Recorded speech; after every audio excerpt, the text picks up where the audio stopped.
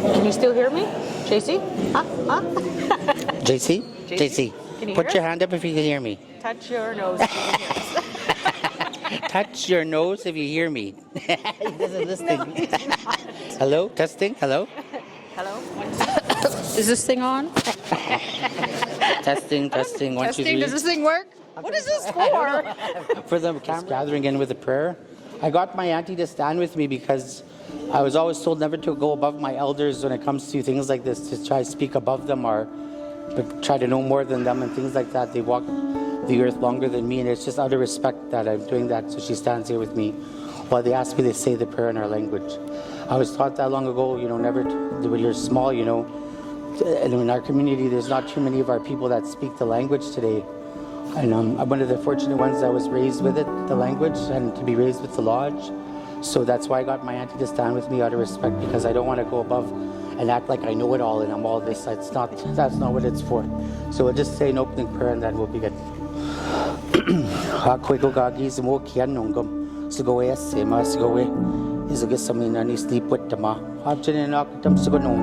Sugo mi wendu tuat nungom sugo kanayani sugo makin sugo apnon shak so in wak kwewak sugo gigito any wak gigito kwewak kamakan kanayani sugo mi manis nungom habchen aktam sugo kanage go sugo we si me ma do tuat nungom sugo mi we kagi gito anis na be mo nungom habchen nungom habchen chicken tamage sugo ma kapizat sugo kanayas.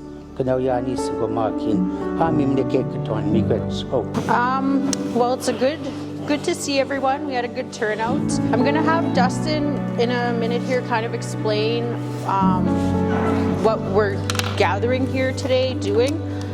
This is about language retention and... I'm sure I know all of you by now. My name is Dustin Brass. Back when I started at the reserve about 3 years ago now, one of the things I really wanted to make sure that we focused on was language and the preservation and continuation of our language. And people said it's great when people gather like this, but sometimes what happens is you never have any follow through. While I'm having the plans and the help with the follow through, so many times we talk about transparency and accountability. By you being here today, by you giving your input, by you hearing what others are saying, that's where we create accountability and transparency. So in the future, in a year and in 2 years, when all these programs are going on, and if you don't see anything that we've talked about, right, that's where time for you to ask the questions about, hey, where is this that we talked about? And if anyone has anything they would like to say to input into this report, I'll just take some notes.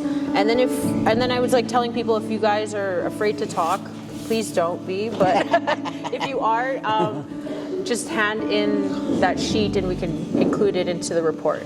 With my aunts and uncles, and they were all part of the ceremonies, and that's how I was raised. And my uncle Carmen, I have a lot of relatives. I'm related to probably everyone in this room. Looking around, you're all my relatives. We're all related. This is how serious it is. I am the only one on the reserve that speaks the language, and I'm only 45. No one else speaks it on our reserve. That lives on the reserve. We had one time when I was growing up in 1994.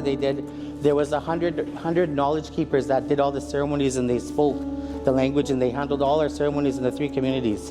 And we're down to 9 now. So that's what I said, how important it is that for me, because I am a lodge holder, I think about that. Like, what are we going to do 20 years if I can't find people to speak our language to partake in the ceremonies? What are we going to do? So it's always on my mind of how can we bring it back? Like, how can we engage the people to come back to the lodges? Is that a big thing, so there's a lot of stigma around that, based on the boarding schools. They a lot of them criticize the Indian way. So we have a lot of that, and things like that. But just to break those borders down, where you expand your mind and you open your heart and you do things differently, I guess. So that's what we're trying to do, is just brainstorm with the off members. Just how can we bring our language back, and what ideas do you guys have, something that we've never tried before? It's there, and I know in the city, when I lived in Vancouver, I was going to learn Spanish or Salish. There was no Sotos out there, so I came home, and when I lived on the reserve in 1993. When I lived on the reserve in 1993, everybody spoke Soto. That's all you heard. My aunties and uncles, they can tell you, everybody spoke Soto.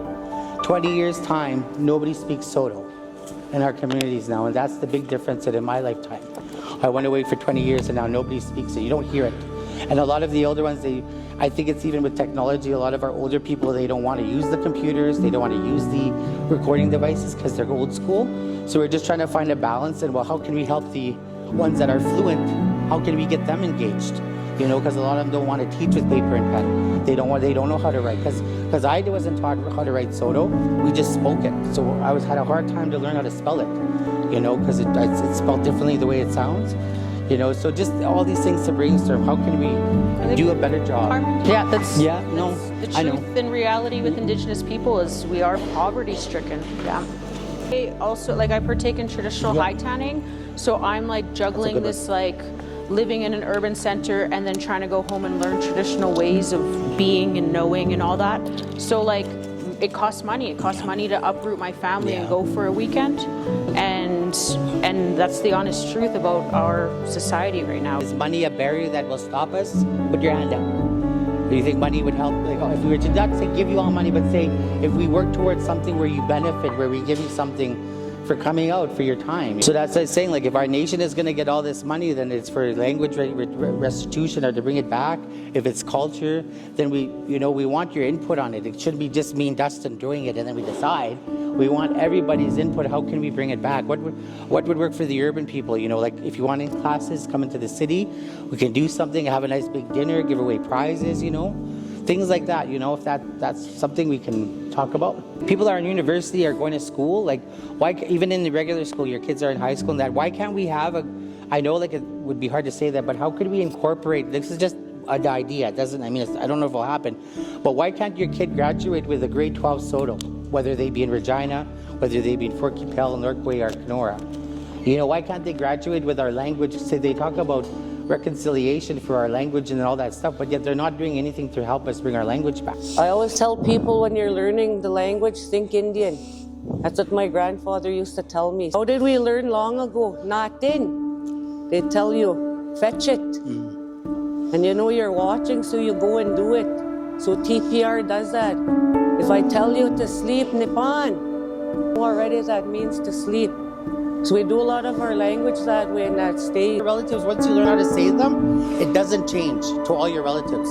So we'll start with like Nimama, Gimama, Umama yan, Gimama nan. So that's my mom, your mom, their mom, our mom. Now your dad, Nipapa, Kipapa, Upapa yan, Kipapa nan.